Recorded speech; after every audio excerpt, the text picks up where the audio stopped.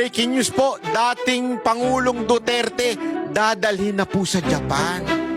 At ngayon, hindi na Pilipino ang sumisigaw kung hindi isang Japanese representative mismo ng International Career Support Association sa harap mismo ng UN, United Nations Human Rights Council, na nawagan ng humanitarian intervention at interim release para kay Pangulong Duterte. Tanong, kung walang mali sa ginawa ng ICC, bakit umaangal na sa international stage ang ilang foreign representative? At mas matindi, hindi ito galing sa DDS, hindi galing sa vloggers, kung hindi galing sa foreigner. Ibig sabihin po, hindi lang ito local na issue, umaabot na sa mundo, sa buong mundo ho. Pero habang may nananawagan ng hustisya sa labas, dito sa Pilipinas, ano ang meron yun? Ayuda na palpak. Gobernong parang mas busy sa PR at impeachment Gago!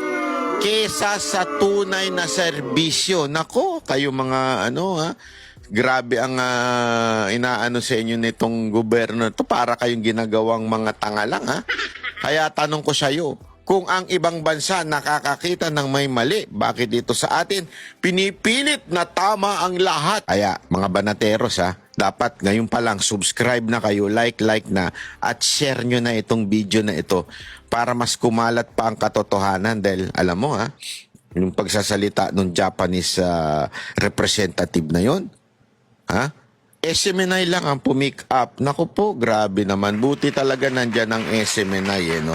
Hindi, imaginein mo this is a big issue.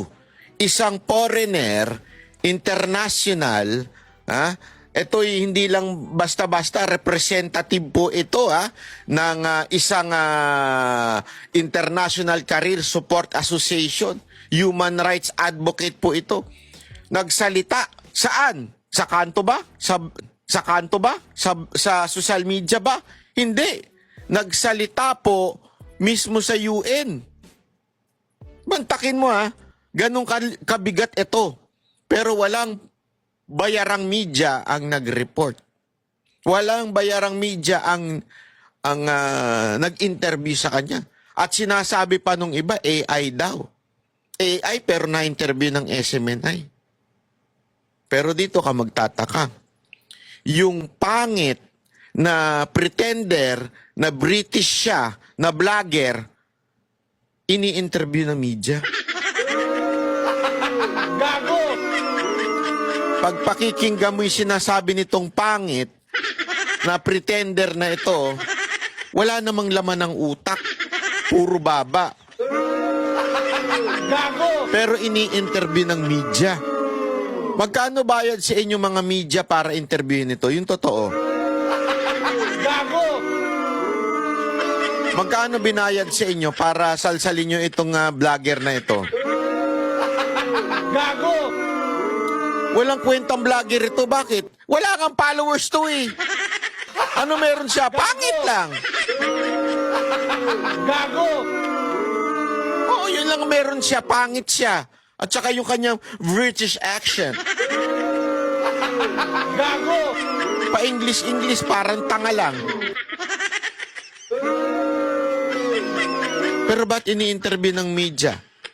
Kasi nga, bayad. Yan ang totoo, bayad kayo. Huwag na tayo magmaang-maangan. Itong Japanese representative, ng ICSA, yung International Career Support Association, mismong sa harap ng United Nations, mga king ina ninyo, mga media kayo. Hindi kayo nag-interview sa kanya. Alam mo kung bakit? Kasi it's favoring Duterte. Di ba? Hindi nyo ini-interview. Nananawagan ako sa mga puki ng inang mga bayarang media dyan. Hoy, mga puki ng inang mga bayarang media dyan, nakikinig ba kayo?